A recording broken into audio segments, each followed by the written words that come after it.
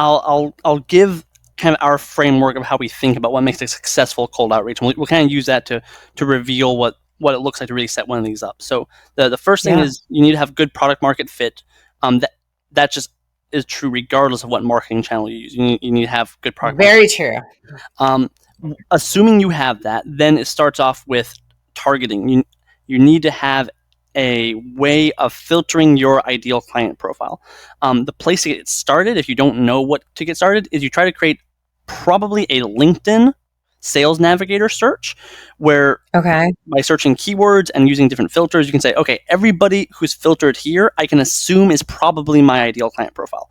Maybe you're targeting publishers, so you target people inside the publishing industry with the name CEO in their title, who have more than 5 years of experience and more than, let's say, like 10 employees. So that's a search. And then you can plug that search into a tool like Golden Leads, or use something like Phantom Buster to scrape all of those LinkedIns, and now you have your database of people you can contact. First, you need to get their emails, though, which LinkedIn doesn't easily give you the emails. So you would also use another tool like Better Contact Rocks or Prospeo, or there's a variety. Hunter.io used to be really big, if you know that one.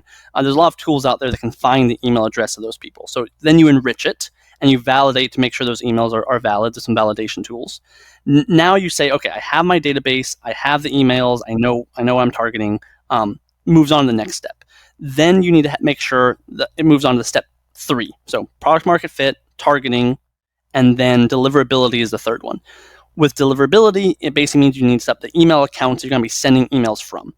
You should not use your primary domain, because if you're using your primary domain and people mark you as spam, then your primary emails that you use to send to clients, those can end up in spam as well, which would be very bad. So you should always set up a secondary domain that's similar to your primary, and then send emails from that. There's a whole world there that I could dive into, but